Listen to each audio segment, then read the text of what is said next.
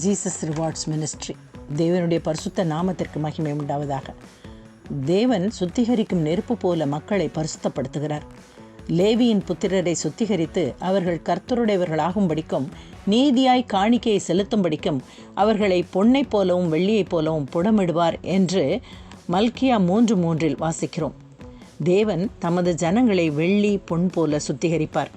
இன்றைய 952ஆம் நாளின் வெகுமதியாக பரிசுத்த வேதாகமத்தின் பழைய ஏற்பாட்டில் எரேமியாவின் புத்தகத்தின் தொடர்ச்சியிலும் தேவன் இருதயத்தை சுத்திகரிக்கிறதை தான் நாம் பார்க்கிறோம். ஆகையால் ஜாதிகளே கேளுங்கள், சபையே அவர்களுக்குள் நடக்கிறதை அறிந்து கொள்ளுங்கள், பூமியே கேள்.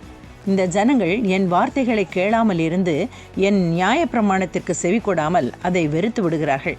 அவர்கள் மேல் நான் அவர்களின் நினைவுகளின் பலனாகிய தீங்கை வரப்பண்ணுவேன். சேபாவிலிருந்து வருகிற தூபவர்க்கமும் தூரதேசத்தினுடைய சுகந்த பட்டையும் எனக்கு என்னத்துக்கு? உங்கள் சர்வாங்க தகனங்கள் எனக்கு விருப்பமில்லை, உங்கள் பலிகள் எனக்கு இன்பமாயிராது.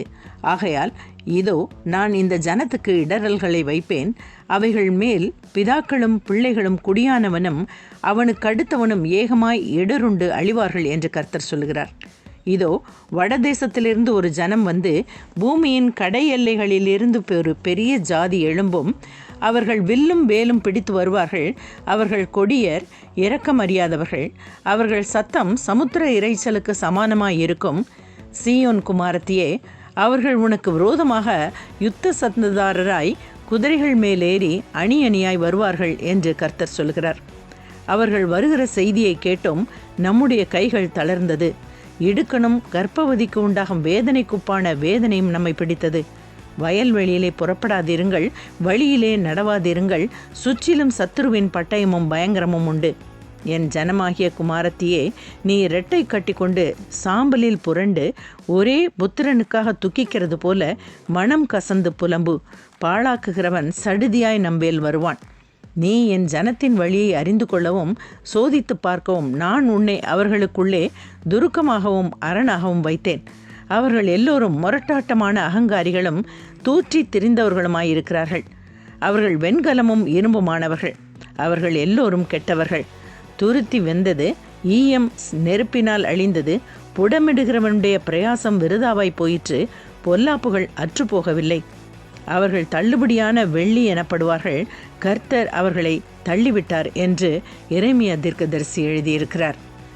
இப்பகுதியில் பாபிலோனின் படை வீரர்கள் மிகவும் கொடுமையானவர்களாக இருப்பார்கள் என்றும், வடதிசையிலிருந்து வந்து யூதாவை கைப்பற்றி அநேக மக்களை கொடுமையாக நடத்துவார்கள் என்பதையும் எரேமியா மூலம் கர்த்தர் முன்னறிவித்தார். எரேமியாவை கோபுரமாகவும், அதாவது துருக்கமாகவும் அரணாகவும் கர்த்தர் வைத்திருந்தார். கோபுரமும் அரணும் நகரத்து மக்களை பாதுகாப்பதில் பெரும் பங்காற்றுபவையாகும். மக்களை காப்பதோடு மட்டுமல்ல, தேவன் நமது இருதயத்தை சுத்திகரிக்கிறார். நமது வாழ்வின் சோதனைகள் ஒரு சுத்திகரிப்பு. உண்மையான விசுவாசம் சோதனையின் போதுதான் தெரியும்.